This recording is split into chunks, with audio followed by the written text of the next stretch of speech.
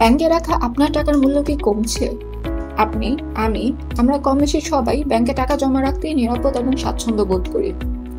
বাংলাদেশ ব্যাংকের হিসাব মতে বর্তমানে বাংলাদেশের বাণিজ্যিক ব্যাংকগুলোতে মোট আমানতের পরিমাণ ফেব্রুয়ারি পর্যন্ত পৌঁছেছে 16.61 লাখ কোটি টাকায়, যা গত বছরের একই সময়ের তুলনায় 10.43% বেশি।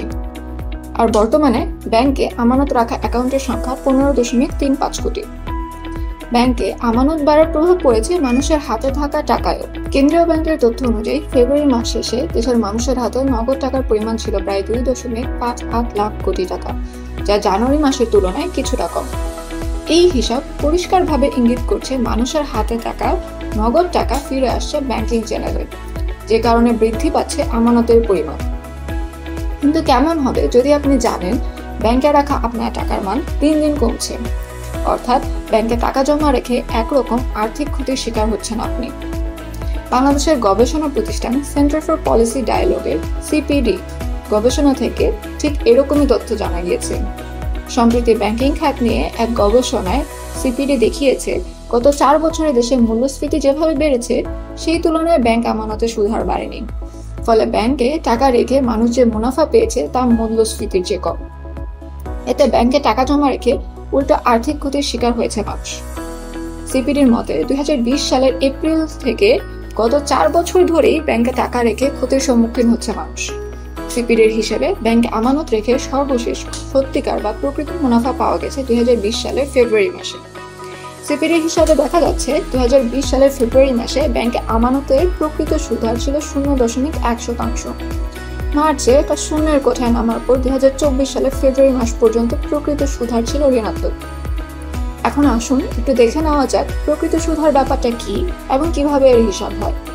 ফিশার ইফেক্টের মতে সাধারণত মূল্যস্ফীতির হারের সাথে আমানতের সুদ হার পার্থক্যই হচ্ছে প্রকৃত সুদ হার।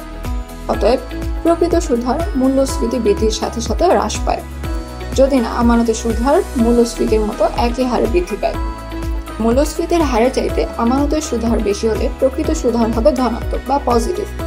আবার মূল্যস্ফীতির হারের চাইতে আমানতের সুদ হার কম হলে প্রকৃত সুদ হার হবে ঋণাত্মক বা নেগেটিভ। একটি উদাহরণ দিয়ে ব্যাপারটা পরিষ্কার করা যাক। কোনো মাসে মূল্যস্ফীতির হার যদি থাকে 10% এবং বিপরীতে আমানতের গড় সুদ হার যদি থাকে 11%, তাহলে প্রকৃত সুদ হার হবে 1% পজিটিভ। অর্থাৎ এক্ষেত্রে আপনি ব্যাংকে টাকা রাখলে আপনার আমানতের বিপরীতে আপনি প্রকৃত মুনাফা পাবেন 1% হারে। কিন্তু মূল্যস্ফীতির হার যদি থাকে 10% এবং বিপরীতে আমানতের গড় সুদ হার যদি থাকে 9%, তাহলে প্রকৃত সুদ হার হবে 1% নেগেটিভ।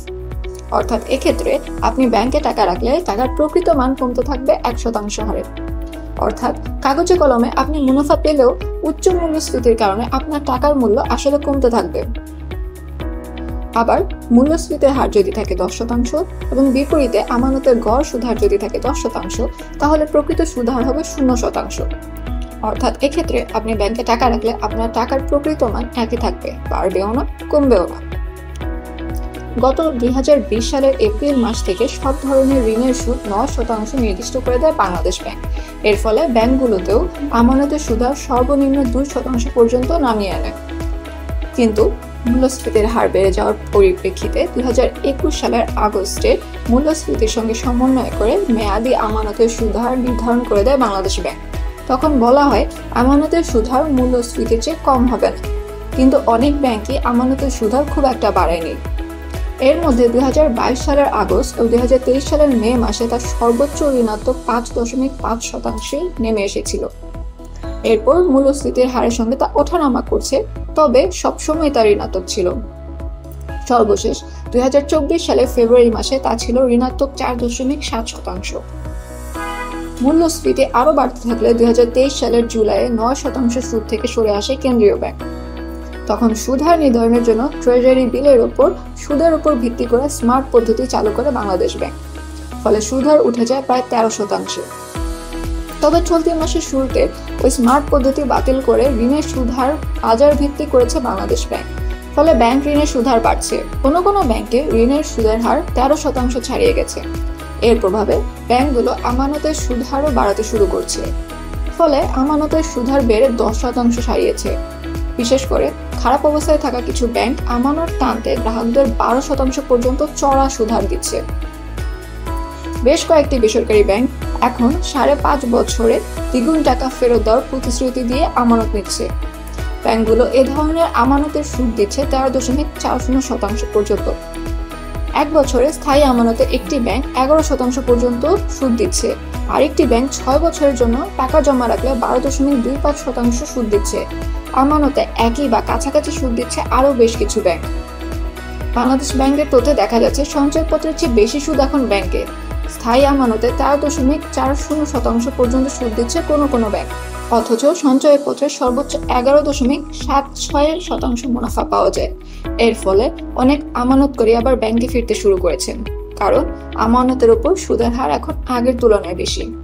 ফলে এখন তার বাস্তবতায় বলা যায় ব্যাংকে রাখা টাকার মূল্য এখন কমছে না, তবে এটাও ঠিক যে টাকার মূল্য খুব বেশি বাড়ছেও না।